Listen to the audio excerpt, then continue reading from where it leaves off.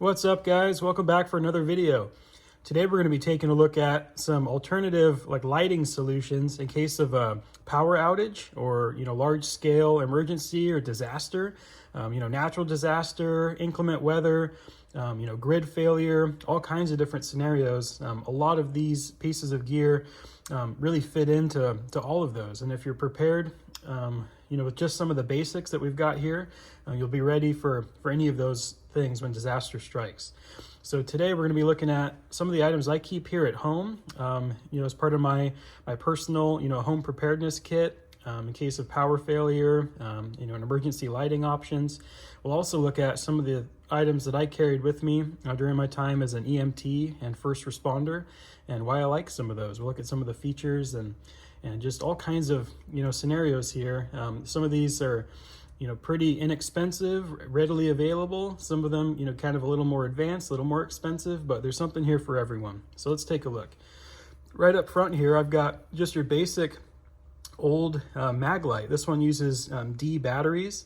These old mag lights are built really, really well, super strong, made in Ontario, California, here in the USA. You can find these all over the place. I actually got this one at a garage sale. I've also picked up some at, thrift stores or ones that have been handed down to us. Really the only, kind of Achilles heel for these are their old, incandescent bulbs. And so something that's pretty cool with them is you can actually swap out those old incandescent bulbs that aren't very bright for a much brighter LED bulb. And I've done that with all of the mag lights that we have here at home and in all of our car kits, all of our emergency kits.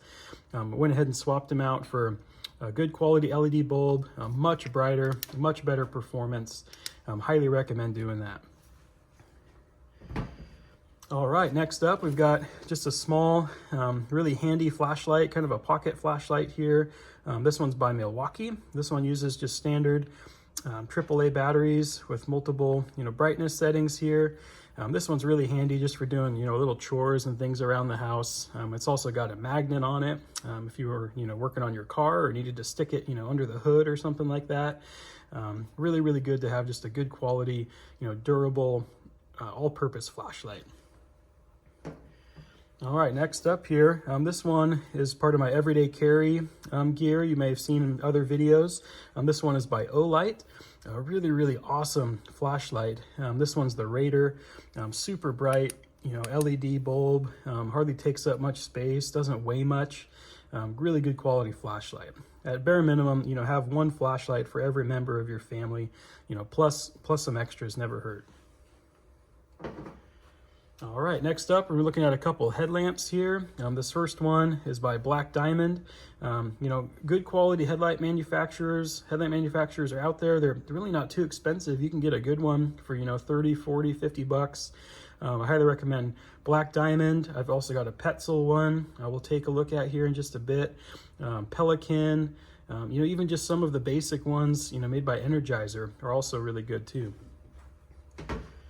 All right, next up, this one here is made by Petzl. This one's the Tactica headlamp. Has a red light feature, which is great. It's also got, strobing feature, white light, and different brightness settings and modes. So definitely recommend at least have one good quality headlamp to allow you to be hands-free. All right, next up, this one's pretty cool. I just got this about a year ago. This one is by the American Red Cross. It's called the Blackout Buddy.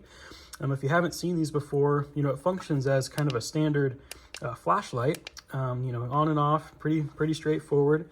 But here on the back side, you can see it's got a plug in to plug into your normal, household outlet.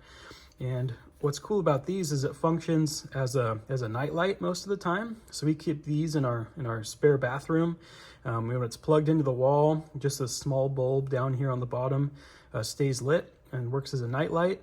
But then when a power failure happens, you lose power, this actually has a sensor in it that trips this upper light to turn on, and it will help light up that room, help light up that area, and it's also an indication for you that the power is out. So kind of cool. Again, we keep one in our spare bathroom. Also good to have in your master bedroom, or keep in your kitchen and kind of a central area, something like that. Definitely check out the blackout buddy here. Again, these don't cost much money. Really nice to have. All right, next up, we're gonna be looking at just some basic candles here. You've probably already got some of these. You know, they're not just for smelling good, but also for lighting up areas. Always good to have, you know, various candles, you know, different sizes. You know, some of like the devotional candles are really cool. You know, not very expensive.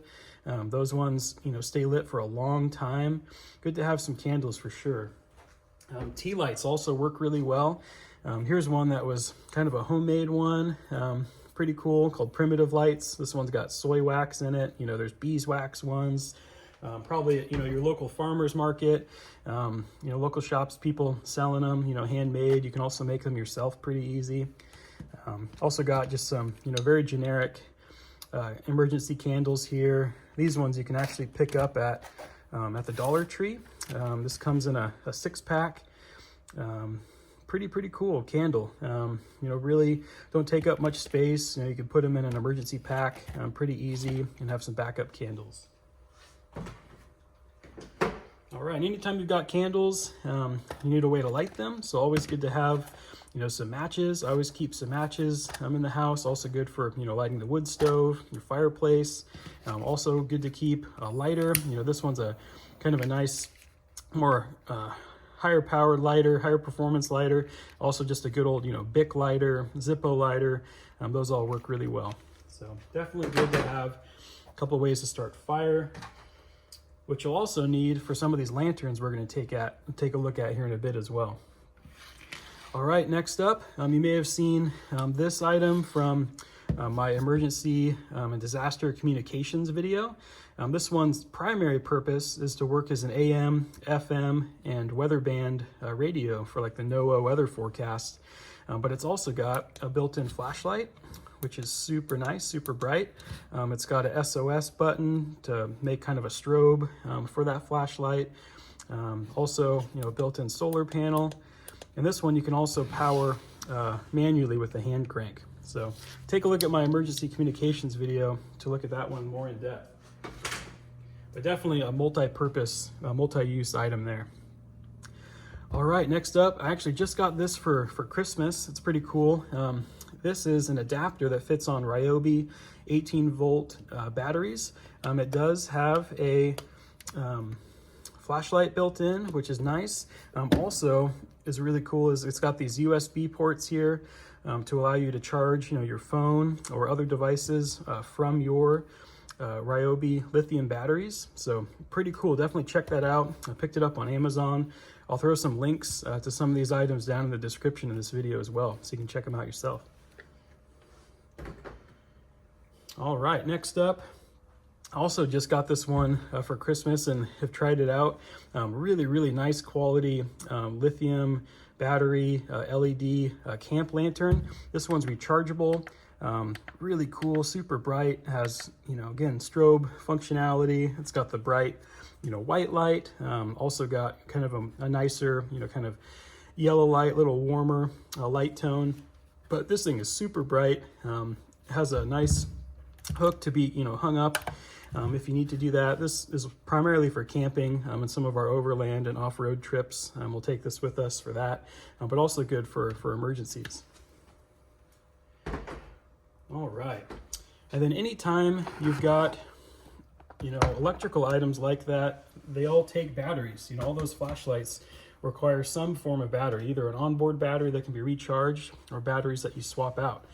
So one of the things I recommend is having some rechargeable batteries on hand. These ones are by EBL and comes with a really nice charger that lets you do, you know, AA's, AAA's, C and D batteries, as well as 9-volt. So a lot of capability here for not much money.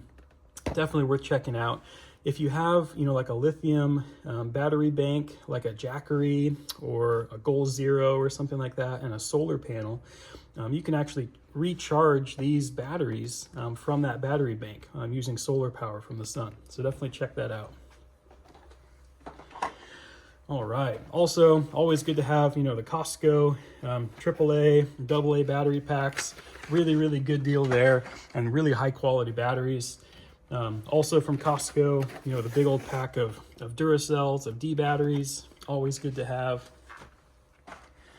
And any specialized batteries you might need, like the CR2032s, CR123As, and just extra 9-volt batteries in case you know, you are without power and need a battery backup for your smoke detector or CO2 detector. Always keep extra batteries on hand for that. All right, next up we're going to take a look at some of the lanterns I have here. A couple of them use lamp oil, so we'll look at this old school glass one here. This is just a very, very basic old oil lamp that you just fill up with lamp oil here down in the bottom. It's got a cotton wick that's adjustable in height. You want to be very, very careful, you know, if you're going to use this indoors, really only in an emergency, and make sure that a room is very, very well ventilated. You do not want the fumes and smoke coming off of that, you know, to hurt anybody. Again, definitely for emergency. These are primarily for, you know, outdoor use, not meant to be used as like a heater or anything indoors, or used primarily indoors. But you can also use not only lamp oil for these, but, you know, like cooking oil, vegetable oil, olive oil. I've seen people do conversions for that. Always good to have, you know, backup wicks and an extra bottle of lamp oil if you're going to be using these.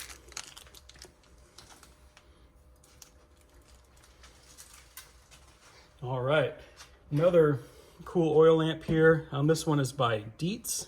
This one is a really, really high quality, nice one. This is the Blizzard series. And I actually used this during a snowstorm we had here last year. It was really nice for just some extra, you know, light outside. You can really crank it up and get the brightness, you know, dialed in, get the wick, you know, positioned just where you want it for good brightness and good burn. But highly recommend a good quality oil lamp, either the old school ones or one of these by Dietz, or the Hurricane lanterns, Blizzard lanterns. They all go by different names. All right, and last up here is just a good old Coleman lamp. This one, it can be run on Coleman fuel, right? Definitely check out, you know, some of these you can get at, you know, garage sales, estate sales, sometimes thrift stores and stuff like that. But just be very careful. This one, you know, I kind of rebuilt and got working a few years ago, replaced the mantles. If you're going to use these, you know, definitely practice with them, you know, before an emergency, get used to it, and keep some spare parts on hand as well. But hard to beat, you know, old durable, you know, Coleman quality. All right, well, that's it for today, everyone. Let me know down in the comments what you keep on hand for power outages or emergencies or disasters. And let me know, you know, what you think about some of these items, changes you'd recommend, things like that. And if you like the content of this video and would like to support the channel, don't forget to like, comment, and subscribe. That really helps keep the channel going so I can keep making videos like this for you guys. Well, that's it for today.